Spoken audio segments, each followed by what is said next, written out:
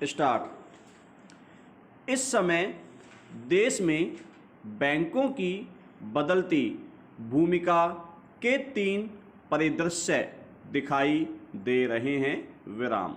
1, निजी क्षेत्र के सभी बैंकों को सरकार से जुड़े विभिन्न कामों की अनुमति।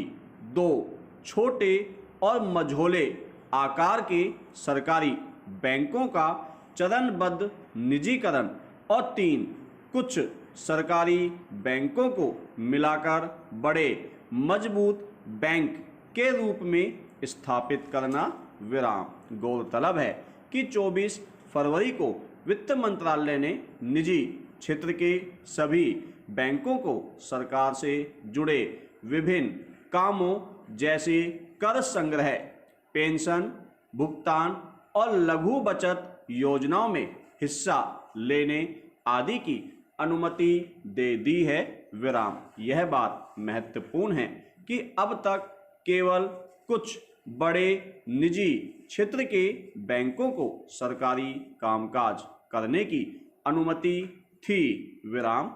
अब निजी बैंक भी देश की अर्थव्यवस्था के विकास, सरकार की सामाजिक क्षेत्र की पहल में मददगार और ग्राहकों की सुविधा बढ़ाने के लिए बराबर के साझेदार होंगे।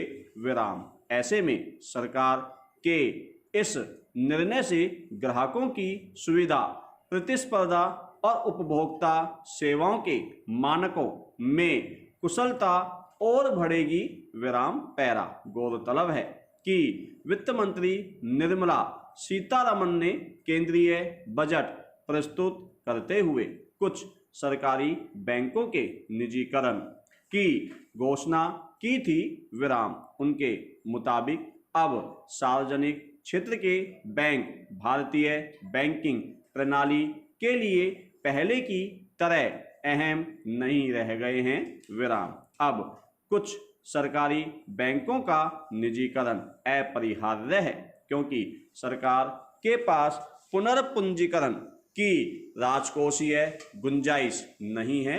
विराम। गौरतलब है कि पीजे नायक की अध्यक्षता वाली भारतीय रिजर्व बैंक आरबीआई की समिति ने सार्वजनिक क्षेत्र के बैंकों को सरकार के नियंत्रण से बाहर निकालने के लिए सिफारिश की थी। विराम। इसी क्रम में सरकार ने छोटे एवं मझोले आकार के 4 सरकारी बैंकों के निजीकरण के लिए चिन्हित किया है। विराम। ये बैंक हैं bank of Maharashtra, bank of India, Indian Overseas Bank और सेंट्रल बैंक ऑफ इंडिया। स्टॉम। कहा गया है कि जिन बैंकों का निजीकरण होने जा रहा है उनके खाता धारकों को कोई नुकसान नहीं होगा। विराम। निजीकरण के बाद भी उन्हें सभी बैंकिंग सेवाएं पहले की तरह मिलती रहेंगी। विराम। अगर इन 4 छोटे छोटे मझोले बैंकों के निजीकरण में सरकार को सफलता मिलती है तो आगामी वर्षों में कुछ अन्य बैंकों को निजी हाथों में सौंपने की प्रक्रिया शुरू की जा सकती है। विराम। पैरा। यह भी उल्लेखनीय है कि जहां एक ओर सरकार बैंकों के निजीकरण की ओर आगे बढ़ी है वहीं दूसरी ओर देश में 4 बड़े मजबूत सरकारी बैंकों को आकार देने की रणनीति पर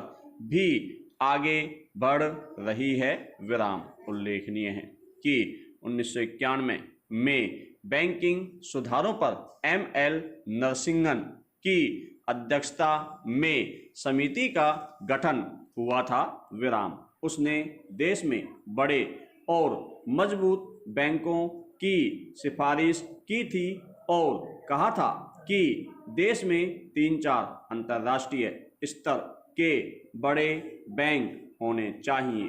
विराम। उस समिति की रिपोर्ट के परिप्रेक्ष्य में छोटे बैंकों को बड़े बैंक में मिलाने का फार्मूला केंद्र सरकार पहले भी अपना चुकी